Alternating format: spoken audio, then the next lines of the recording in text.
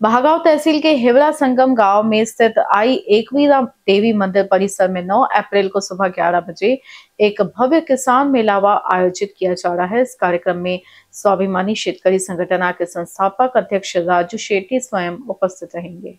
इस मेळावे में क्षेत्र के सभी किसानों से भारी संख्या में उपस्थित रहने की अपील की गई है। मेळावे के दौरान शक्तिपीठ महामार्ग और कर्जमाफी जैसे महत्वपूर्ण मुद्दों को लेकर आगामी आंदोलन की दिशा तय की जाएगी और किसानों को मार्गदर्शन दिया जाएगा। राजू शेट्टी ने कहा है कि यह लड़ाई किसानों के न्याय और अस्मिता की है, इसलिए सभी किसानों को इसमें सक्रिय भागीदारी निभानी चाहिए और अपने हक के लिए एकजुट होना चाहिए।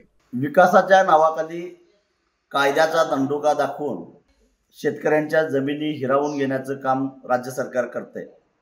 शक्तिपीठ महामार्ग हा त्यातलाच एक प्रकार आहे, कारण या शक्तिपीठ महामार्गाच्या एकूण खर्चाच्या 86,000 कोटी रुपयापैकी 50,000 कोटी रुपये हे भ्रष्टाचारामध्ये जाणार आहे। आणि म्हणून मुख्यमंत्र्यांनी शपथ घेतल्या पहिल्यांदा शक्तिपीठ महामार्ग करणार असल्याचं घोषणा केली। अनेक लोकप्रतिनिधींचा सुद्धा त्याच्यामध्ये हिस्सा आहे, अनेक राजकीय नेत्यांचा हिस्सा आहे। त्यामुळे शेतकऱ्यांच्या बाजूने कुणी बोलायला तयार नाही। विकासाला आमचा विरोध नाही, पण शेतकऱ्यांची थडगी बांधून विकास करू नका एवढंच आमचं म्हणणं आहे।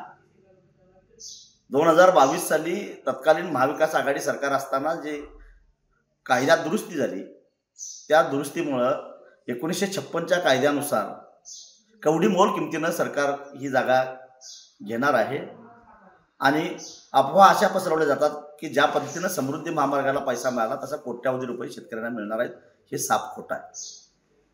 दुसरी गोष्ट, खरीप हंगाम संपून 3 महिने होऊन गेले तरी अजून शेतकऱ्याला विम्याचे पैसे मिळालेले नाही।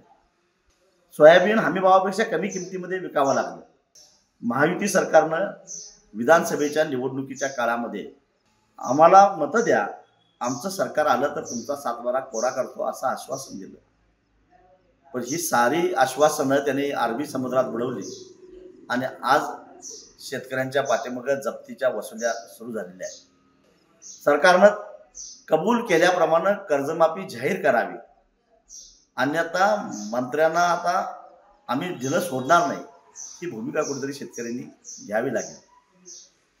या सगळ्याचा विचार करून पुढील आंदोलनाची घोषणा करण्यासाठी एकवीरा देवी संस्थान हेवरा संगम तालुका महागाव या ठिकाणी 9 एप्रिलला सकाळी 11 वाजता एक व्यापक शेतकऱ्यांचा मेळावा बोलवलेला आहे। मी स्वतः या मेळाव्याला येणार आहे, त्यामुळे शेतकरी बांधवांनो, तुम्ही सुद्धा मोठ्या संख्येनं या मेळाव्याला या। आपल्याला आपली जमीन वाचवायची आहे। सोयाबीनमध्ये जवळपास 13,000 कोटी रुपयाचं आपलं नुकसान झालेलं आहे, ते वसूल करायचं आहे। आणि त्याचबरोबर विम्याच्या हक्काचे पैसे आपल्याला मिळवायचे आहेत। लढल्याशिवाय काही मिळत नाही, भांडल्याशिवाय काही मिळत नाही। आणि म्हणून सगळे जण मिळून एक दिलानं लढूया, भांडूया। या मेळाव्याला तुम्ही मोठ्या संख्येनं या एवढीच विनंती करतो। INBCN न्यूज के लिए अभिषेक पानसे की रिपोर्ट।